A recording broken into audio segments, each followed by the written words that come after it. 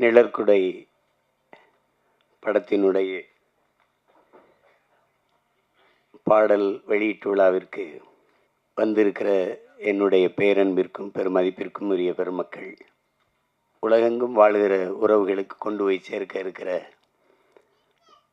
அச்சு ஊடக காட்சி ஊடக என் அன்பு உறவுகள், இவ்வளவு நேராகியும் இன்னும் அரங்கை நிறைத்து அமர்ந்திருக்கிற என் அன்பிற்கினிய சொந்தங்கள் அனைவருக்கும் என்னுடைய அன்பும் வணக்கமும்.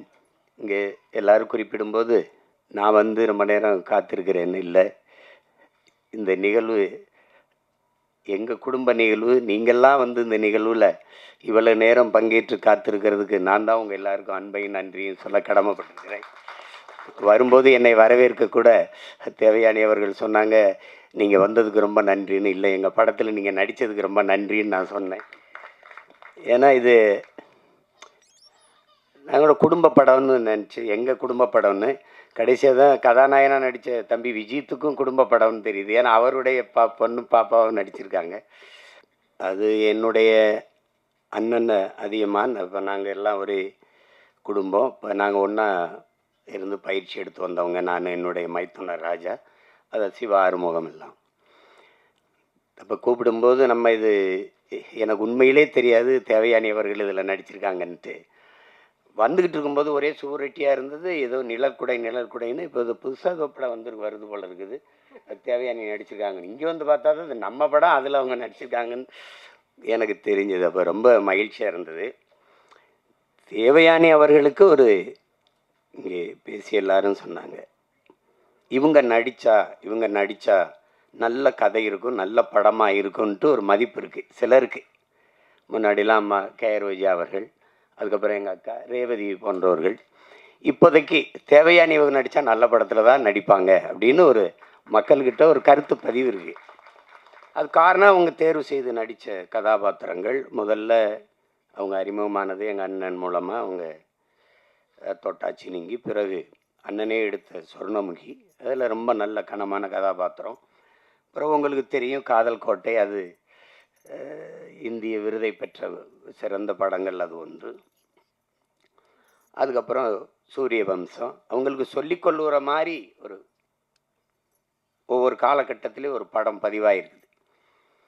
அவங்க எந்த காலத்துலேயும் தன்னுடைய பேரை கெடுத்துக்கல. ஏதோ காசுக்காக ஏதோ வந்த கதையெல்லாம் ஒத்துக்கிட்டு நடித்தோம் அப்படின்னு இல்லாமல், அந்த நற்பெயர் தான் அவங்கள 30 வருஷம் கழித்து மறுபடியும் ஒரு கதாநாயகியாக நடிக்கிற அளவுக்கு உயர்த்தியிருக்குன்னா அது காரணம் அதுதான்.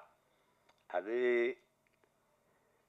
எல்லாருக்கும் வாய்க்கப்பெறாது. அவங்களுக்கு வாய்க்கப்பெற்றிருக்கிறது. அது ஒரு பெரிய பெருமைக்குரிய நிகழ்வு. இங்கே பல மேதைகள் எல்லாருமே என்னுடைய அன்பு உறவுகள். என்னுடைய அண்ணன் மனோஜ்குமார், என்னுடைய சியான், நாங்கள் சியான் தான் பேசிப்போம், ராஜ்கபூர் அவர்கள்.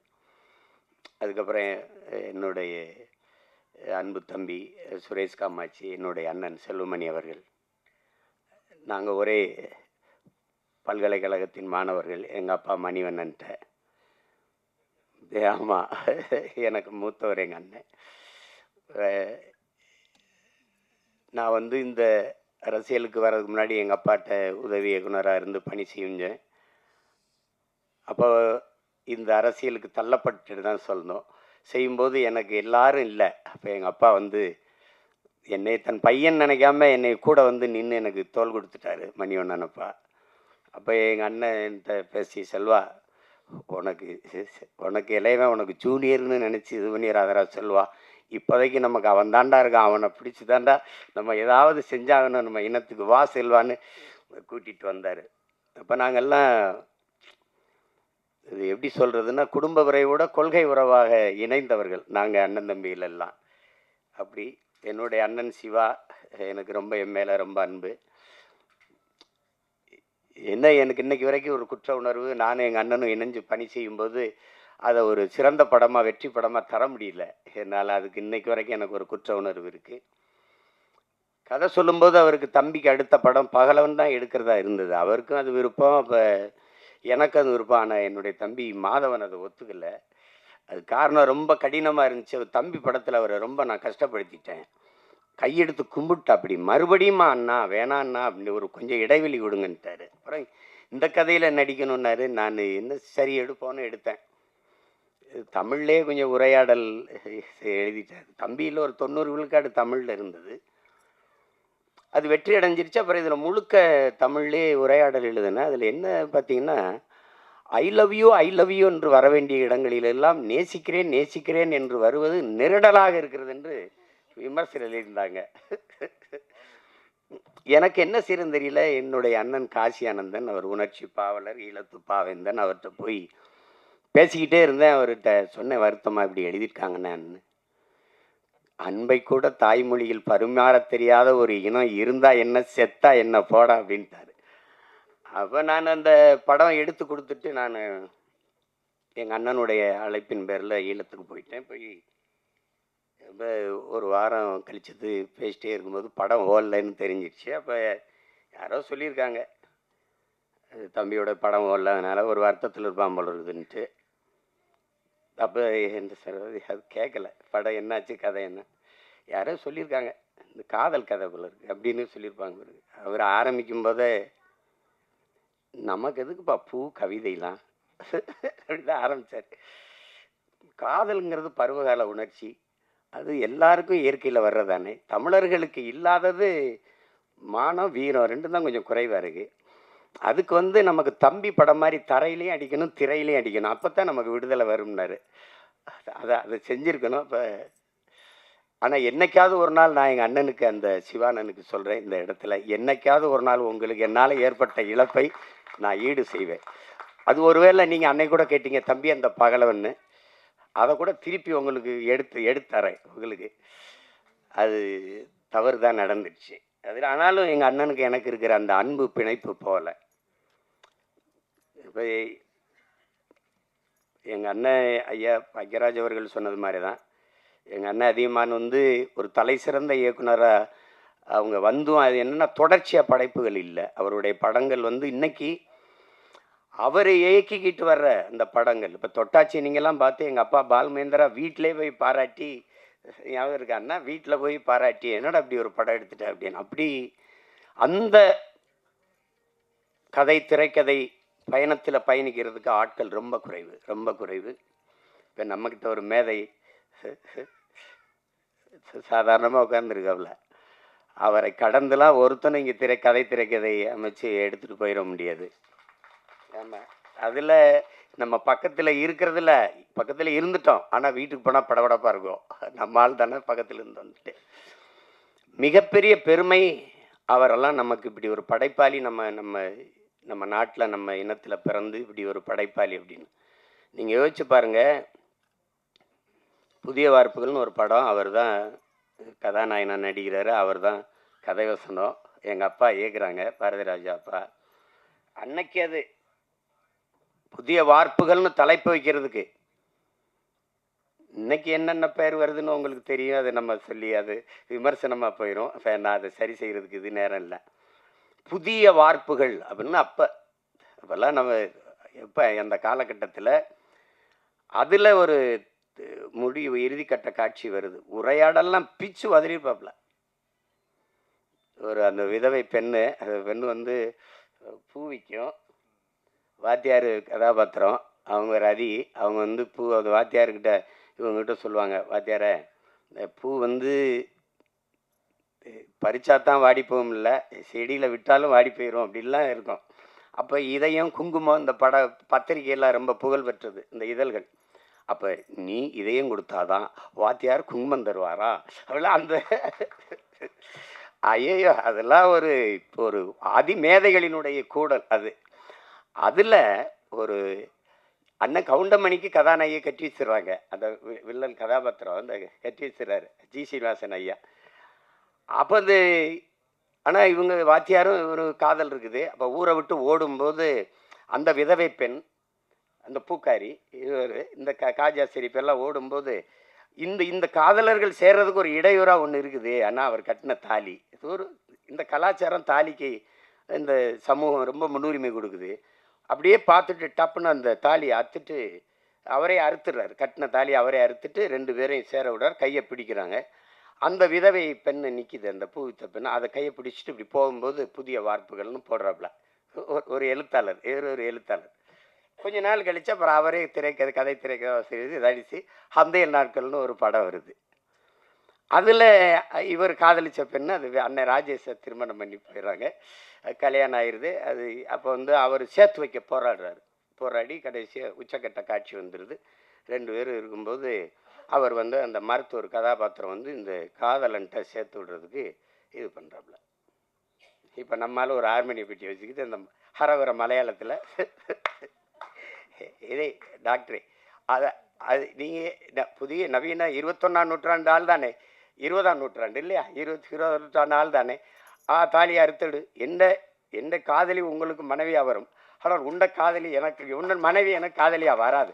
அப்போ அந்த அந்த தாலியை அறுத்து எடும் அப்படின்ன உடனே அப்படியே போய் அறுத்து எடுக்க முடியாது. அந்த பெண்ணு தாலி அறுத்துட்டு வர முடியாது. இது கையெடுத்துட்டு பட்டினா இதே மண்ணின் கலாச்சாரம் பண்பாடுன்னு பேசி பட் இந்த கிளைமேக்ஸ் ஓல்டு பட் கோல்டுன்ட்டு போயிடுவாப்புல.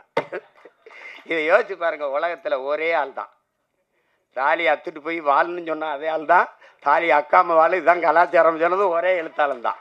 உலகத்தில் இப்படி ஒரு ரைட்டு எழுத்தாளர் இருக்கவே முடியாது. ஒரே எழுத்தாளர் இப்படியும் எழுதி நம்ப வைக்க முடியும். இப்படி எழுதணும்னா எழுத்தின் வன்மை, எழுத்தின் அழுத்தம் அப்படின்னு சொல்லாமடா. பொய்ய உண்மையில்லை, பொய் சாட்சியிலே நடித்தவர் தானே அவர்.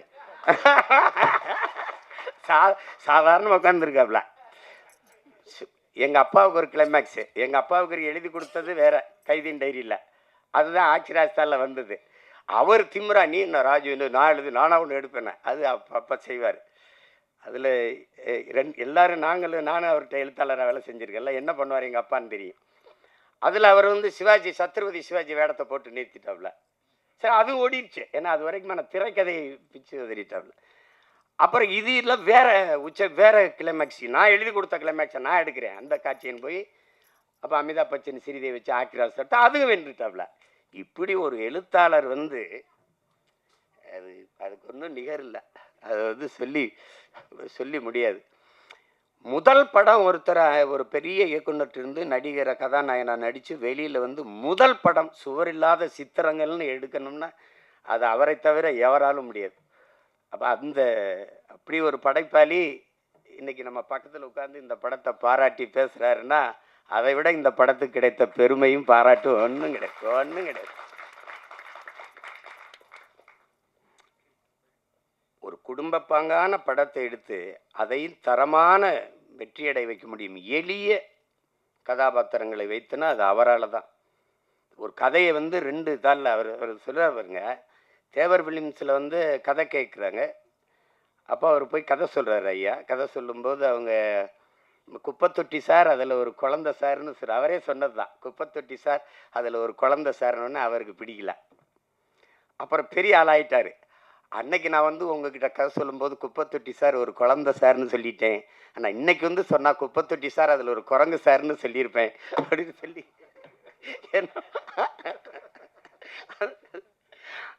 அது ரொம்ப சாதாரண கதை. ஒரு வாத்தியார் கை குழந்தையோட ஊருக்குள்ளே வரான்னு முந்தானை முடிச்சு ஒரு படத்தை எடுத்து அப்போ எங்கள் ஊரில் பரமக்குடியில் எங்கள் அண்ணனுக்கு தெரியும், ராமநாதபுரத்தில் தான் ரிலீஸ் பரமக்குடியில் 2வது தரம் தான் வரும். அப்போ ஜெகனில் எங்கள் அண்ணங்கள்லாம் நாங்கள் படிச்சிருக்கோம். எங்கள் அண்ணங்கள்லாம் சைக்கிள் வச்சுருப்பாங்க. அவளுக்கு படத்தை போய் பார்த்துட்டு வந்துட்டு ஒரே புலம்பல், தம்பி பாக்கியராஜன்னு ஒருத்தன்டா எந்த குறையும் இல்லாமல் இருக்குன்னா பயங்கர படம் முந்தானை முடிச்சுன்னு ஒரு படம்னா அவங்க ரொம்ப இதில் நம்மளாம் எந்த காலத்தில் நம்ம போய் பார்க்க, ஏன்னா நாங்கள் மறுபடியும் 2வது வெளியீடு வந்தால் தான் பார்க்க முடியும். அப்படி பல படைப்புகளை தந்து இன்றைக்கி அமைதியாக உட்காந்துருக்கல அவர் நம்ம கூட இருக்கிறாருங்கிறதே பெருமை. திரை உலகில் அது ஒரு மைல்கல். KS கோபாலகிருஷ்ணன் ஒரு மைல்கல்னா அது ஒரு மைல்கல். பாக்கியராஜ், பாரதி ராஜா, மகேந்திரன், பாலு மகேந்திராலாம் அது ஒரு பல்கலைக்கழகங்கள். அப்படி ஒரு பெருமைக்குரிய கலைஞர் நம்மோடு இருந்து இந்த படத்தை வாழ்த்துறாருங்கிறத விட பெருமை வேறு என்ன இருக்குது சொல்லுங்கள். அதுக்கப்புறம் இங்கே இருக்கிற என்னுடைய தம்பி பேரரசு அவன் தொடர்ச்சியாக வெற்றி படங்களாக கொடுத்தான். அவங்க வருங்க கூட சொன்னாங்க எல்லா ஊரையும் அறிமுகப்படுத்தினது அவன் தான் என் தம்பி. அதுக்கப்புறம் என் தம்பி ரவி மரியா, அதெல்லாம் கதாநாயகனாக நடித்த விஜித் எனக்கு ரொம்ப தெரியும். ரொம்ப என்னுடைய தம்பி அவர். என் தம்பி தமிழ்குமரன். நாங்கள் ஒரே குடும்பம். தமிழும் நான் வந்து ஒரு தாயின் வயிற்றில் பிறக்கலை ஒளி. ஏன் பிறக்கலைன்னா ஒரு தாயின் வயிறு தாங்காதுன்னு தனித்தனி தாய்க்கு பிறந்தோம். அப்படி ஒரு அண்ணன் தம்பி நாங்கள். எங்கள் குடும்பத்தில் விஜித் ஒருத்தர். அது விஜித்து தான் அதில் நடிச்சிருக்கான்னு எனக்கு உண்மையிலே தெரியாது. வந்தவொடனே கிட்ட வந்து நான் தானே கதாநாயகன் நடிச்சிருக்கேன், என்னப்பா சொல்கிற, அப்படி எல்லாமே ஒரு வியப்பாக இருந்துச்சு எனக்கு. எல்லாம் ரொம்ப மகிழ்ச்சியாக இருந்தது. அதில் உட்காருங்க விஜித், அவர் நல்லா வரணும். இந்த படத்தை பார்க்கும்போது நான் படம் பார்க்க நேற்று அழைக்கும்போது எனக்கு நேரம் ஒத்து வரலை, கிடைக்கல. அது இப்போ அதனால் நான் படத்தை முதல்ல பாட்டை போட்டு காட்டு அதை வச்சு பேசிடுறேன்னு. எங்கள் அண்ணன் செல்வமணி இவங்கெல்லாம் குறிப்பிட்டு பேசுன மாதிரி அது ஒளிப்பதிவு செய்த நம்ம குருதேவ் அவர் வணங்கான்லேயே ரொம்ப சிறப்பாக பண்ணியிருந்தார். ரொம்ப அருமையான ஒளிப்பதிவு. அப்போ இந்த இசை இப்படி ஒரு படத்துக்கு, இப்போ ஒரு பெரிய ஆடல் பாடல் படம் அடிதடி படம்னா சமாளிச்சிடலாம். குடும்ப கதைகளுக்கு மென்னுணர்வை நகர்த்துற படங்களுக்கு இசையமைக்கிறதுங்கிறது ரொம்ப கடினம். அதை ஒரு இளைய பிள்ளை வந்து நவீன் பாலகுமார் செஞ்சுருக்காருங்கிறது ரொம்ப பாராட்டுக்குரியது. அது மனதில் நிற்கிறது போல் மெல்லிய இசையால் வருடணுங்கிறது ரொம்ப கடினம். இசைங்கிறது இப்போ ஒலிகளின் குவியல் தான். இந்த ஒலி செவியில் போய் நின்றுச்சுன்னா அது இல்லை, அது உள்ளே போய் இதயத்தை வருடிருச்சுன்னா அது இசை ஆயிடுது. அப்படி ஒரு இசையை தந்த ஒரு இளவல், அவருக்கு என்னுடைய அன்பும் வாழ்த்துக்களும். பாடல் வரிகளை தந்த அவங்க ஒரு பெண்மகள், ரொம்ப நாளைக்கு அப்புறம் ஒரு பெண் கவிஞராக வர்றதை நம்ம பார்க்கும்போது ரொம்ப பெருமையாக இருக்குது. உங்களுக்கு பெரிய இடம் காத்திருக்குது. நல்ல வரிகளை அழகாக எங்கள் அண்ணன் அவ்வளவையும் நினைவில் வச்சு எங்கள் அண்ணன் மனோஜ்குமார் அவர்கள் சொல்லிட்டாங்க. ஆமாம், நரேன் பாலகுமார், அதை சொன்னேன், நரேன் பாலகுமார் அவர்கள் நல்லா செஞ்சுருக்கீங்க. வாழ்த்துக்கள் வாழ்த்துக்கள். நாங்கள்லாம் திரையுலகிலேருந்து வந்திருக்கோம். எங்களுடைய மேட்டூர் சட்டமன்ற உறுப்பினர் அவர் எங்களுடைய அன்புக்காக இந்த விழாவுக்கு வந்திருக்கிறார். அப்புறம் கதாநாயக நடித்த கண்மணி அவர்கள், அவங்களுக்கு நல்ல வாய்ப்பு இந்த படத்தில். விஜித்தும் அவருடைய பங்களிப்பும் பெருமைக்குரியது. இது எல்லாத்தையும் விட மிகுந்த பாராட்டுக்கும் நன்றிக்கும் உரியவர். இதை மக்களிடத்தில் கொண்டு போய் சேர்க்கிற பெரும் பணியை செய்ய இருக்கிற என் அன்பிற்குரிய தம்பி யுவராஜ் அவர்கள் தான். அவருக்கு தான் இது ரொம்ப, உங்களுக்கு தான் என்னுடைய நன்றியும் அன்பும் வாழ்த்துக்கள். உறுதியாக வெல்லும் படம். படம் வெல்லுதில் பெரிய படம் சின்ன படம்லாம் ஒன்றும் இல்லை. அண்மையில் நான் வந்து கோர்ட்டுன்னு ஒரு படம், தெலுங்கு படம், ஏதோ இரவில் ரொம்ப நேரம் கொஞ்சம் மண்டை அழுத்தமாக இருந்தால் தூக்கம் வரலைன்னு கொஞ்சம் கொஞ்சம் பார்ப்பேன். ஒரு யாராவது சொல்லி அண்ணன் இந்த படத்தை பாருங்கன்னா கொஞ்சம் கொஞ்சம் பார்த்து தூங்குறது. ஆனால் அந்த படத்தை போட்டேன், தூங்கவே முடியல. கோர்ட்டுன்னு ஒரு படம், இது தமிழ் பதிப்பு பார்த்தேன். சின்ன படம் 6 கோடிக்கு எடுத்தாங்களாம். நான் பார்க்குற போது எனக்கு சொன்னாங்க 60 கோடி வசூலிச்சிருக்குண்ணே அப்படின்ட்டு. அப்போ இவங்க சொன்ன மாதிரி பெரிய படம் சின்ன படம்லாம் ஒன்றும் அளவு இல்லை. ஓடுற படம் ஓடாத படம் தான். இப்போ என்னுடைய தம்பி நம்ம ஜேஎஸ்கே எடுத்திருக்க ஃபயர்னு ஒரு படம், அன்னைக்கு எங்கள் அண்ணங்கள்லாம் சொன்னாங்கன்னு பார்த்தேன். ரொம்ப குறைந்த முதலீடு, ரொம்ப நல்ல லாபம் அடைஞ்சிருச்சு. அதனால மிகப்பெரிய நட்சத்திரங்கள் நடித்த படமும் தோற்றுருக்குது, சாதாரண படங்கள்லாம் வென்றுருக்குது. அதனால் நம்ம படம் வெல்லும், நீங்கள் ஒன்றும் யோசிக்காதீங்க. திரையரங்கில் சின்ன படத்துக்கு முக்கியத்துவம் கொடுக்கணும் அப்படின்னு. இன்றைக்கி சூழல் சரியில்லை, நமக்கு ஒரு சூழல் வருது. அதனால் இருங்க, பெரிய பெரிய வளாகங்களில் சின்ன படங்களுக்கு முன்னுரிமை கொடுக்கணும்னு சட்டம் வரும். அது வரும், காலம் வரும் என்று நம்ம காத்திருக்கிறது இல்லை, நமக்கான காலத்தை நாம் உருவாக்கணும். அப்படி ஒரு காலத்தை உருவாக்கிக்கிட்டு இருக்கோம். இங்கே சொன்ன இந்த மேலே 90க்கு போயிடணும் அப்படின்னா இல்லை, 2026லேயே நம்ம அந்த 90 காலத்தை மறுபடியும் உருவாக்க முடியும். அதெல்லாம் ஒன்றும் அவ்வளோதான்லாம் எதுவும் கிடையாது, எதுவும் முற்று கிடையாது. ஒரு வாக்கியம் முற்று பெறும்போது இன்னொரு வாக்கியம் தொடங்குது, இங்கே புள்ளி வச்சா இன்னொரு வாக்கியம் தொடங்குது. அதனால் அதெல்லாம் நினச்சி இது பண்ணிடாதீங்க. இது நாங்கள்லாம் வந்து திரைத்துறையை வந்து எப்படி சொல்கிறது, உயிரை விட மேகலா நேசித்தவங்க நாங்கள்லாம். படுக்க இடம் இல்லாமல் ஏவிஎம் சுடுகாட்டில் படுத்து கிடந்தவங்கன்னா அப்போ எவ்வளோ காதலிச்சிருக்கோம்னு பாருங்கள். பல இரவுகள் பட்டினி கிடந்திருக்கோம், பல இரவுகள். அவ்வளவு அன்பு காதல் இந்த திரைத்துறை மேலே. அப்போ இது அவள் அழிய விட்டுற முடியாது. ஆனால் எங்கள் அண்ணன் செல்வமணி அவர்கள், நான் ஒரு மேடையில் பேசுனது தான் சொல்கிறாங்க, குறிப்பிடுறாங்க, இங்கே விவசாயியும் திரைப்பட தயாரிப்பாளரும் ஒரே நிலையில் நிற்கிறாங்க. அவங்க அவங்க தயாரித்த பொருளுக்கான விலையை அவங்க தீர்மானிக்க முடியலை. தீர்மானிக்கிற காலத்தை நாம் உருவாக்கணும். அப்போ தான் வேளாண்மை செழிக்கும், திரைக்கலையும் செழிக்கும்.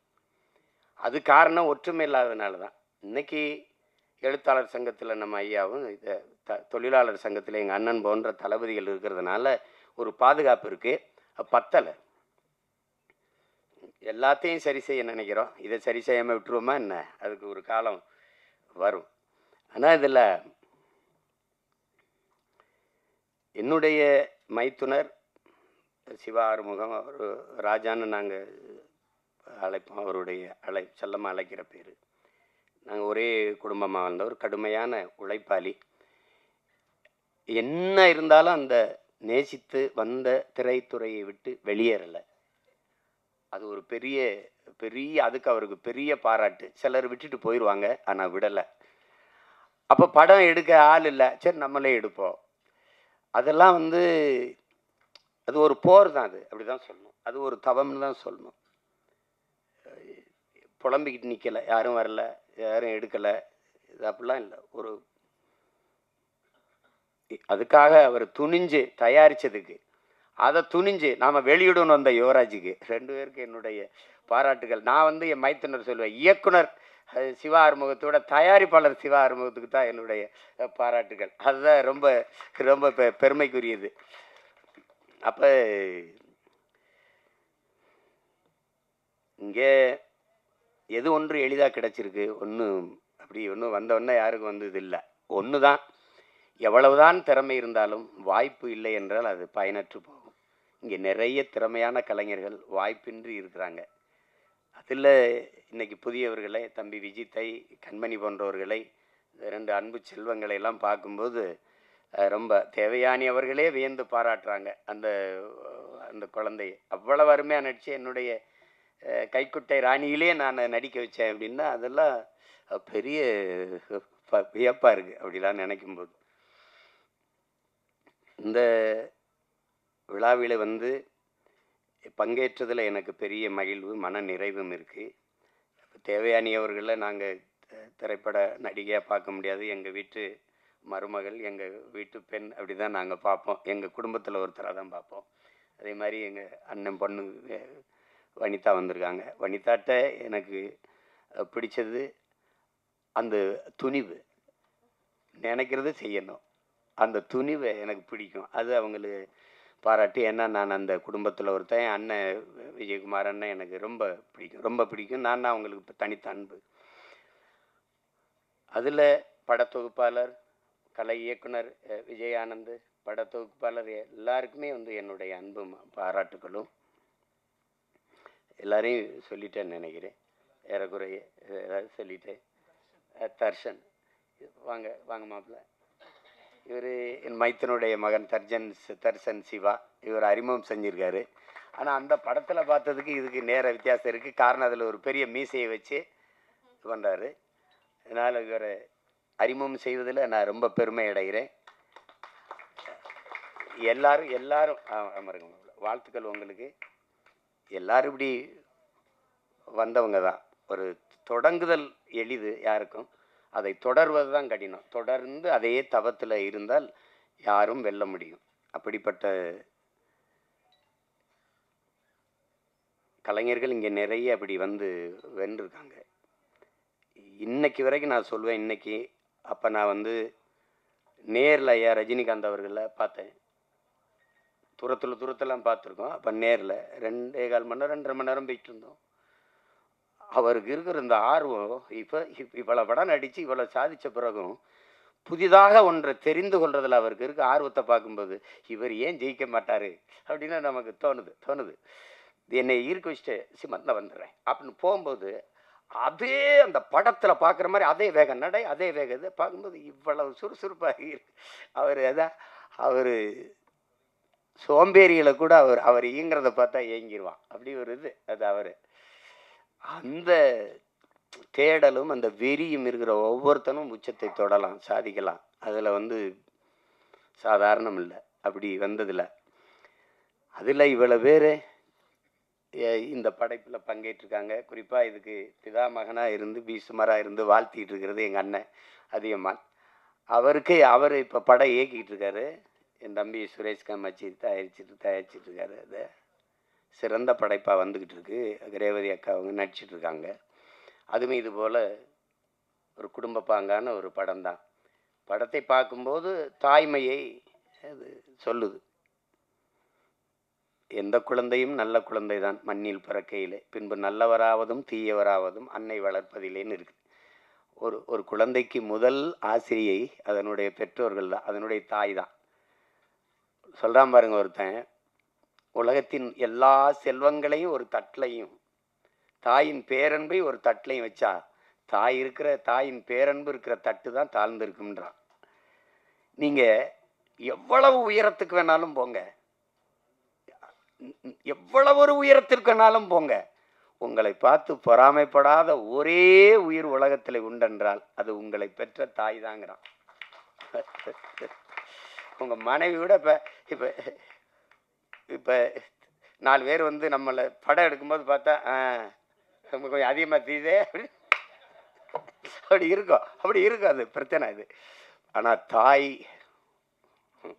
இல்லைன்னா நபிகள் சொல்லுவாரா, சொர்க்கத்தை எங்கேடா தேடிட்டு இருக்க, அது உன் தாயின் காலடியில் இருக்குடாங்கிறார்.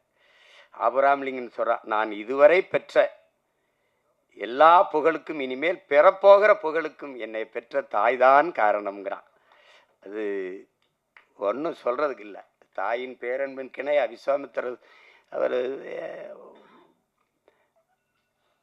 சொல்கிறார். அதை வால்மீகி சொல்கிறான், நீ வந்து ஆண்களின் எல்லா வெற்றிக்கும் காரணம் வந்து பெண்கள் தான்றான். வந்து பெண்கள் அந்த தாய்மையை போற்றாமல் ஒன்றும் இல்லை இங்கே. அதுதான் நீங்கள் அதை தான் அந்த படம் வலியுறுத்துது, சுருக்கமாக அதை வலியுறுத்துது. அந்த தாய்மையை தாங்கி நிற்கிற தகுதி அந்த கதாபாத்திரத்தை ஏற்றிருக்கிற நம்ம தேவயானி அவர்களுக்கு இருக்குது.